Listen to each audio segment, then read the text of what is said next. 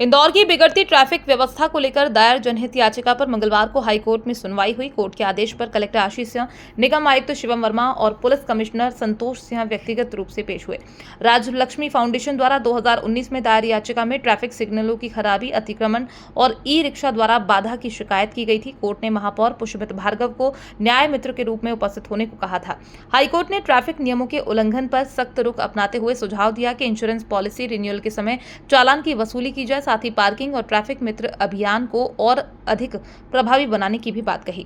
2019 से शहर के ट्रैफिक को लेकर लंबित जनहित याचिका में माननीय न्यायालय ने मुझे न्याय मित्र के रूप में कोर्ट को सहयोग करने के लिए आमंत्रित किया था।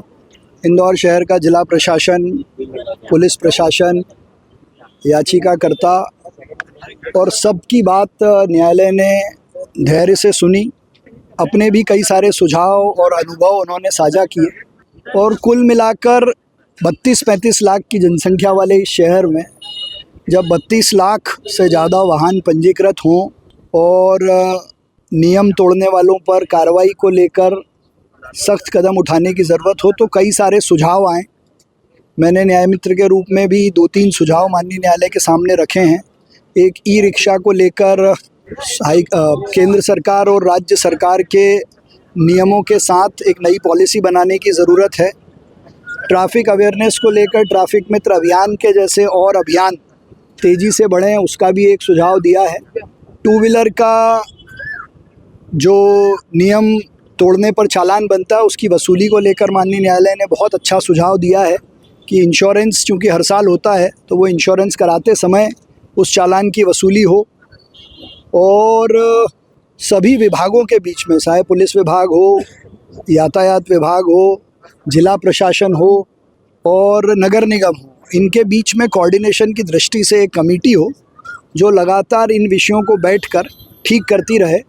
जहाँ तक इंफ्रास्ट्रक्चर का सवाल है, वो शहर में नए ब्रिज, सड़कें, मेट्रो बन रही है, लेकिन ट्रैफिक इंजीनियरिंग पे शहर के सुझाव मिले, इसको लेकर भी हमने सुझाव दिए, जिसमें हॉस्टल, कॉलेजेस और कोचिंग क्लासेस को पार्किंग को लेकर कुछ नए नियम बनाए जाएं।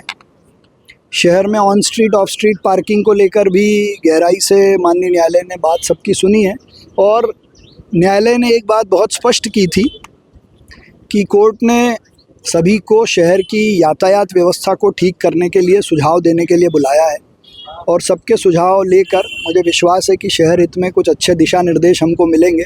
कुछ कठोर कदम भी हमको उठाने पड़ेंगे, वो भी हम उठाएंगे। शहर के कई यातायात सिग्नलों में देखा जाता है यातायात पुलिस जवान नहीं मौजूद रहते हैं। इस विषय पर भी चर्चा हुई है, उसके दोनों ही पक्ष हैं। चालान बनाना भी ज़रूरी है और अगर ई चालान बन रहे हैं तो उन चौराहों पर पुलिस वाले ट्रैफिक को रेगुलेट करें। इसको लेकर भी मुझे लगता है कि कुछ दिशा निर्देश जारी होंगे।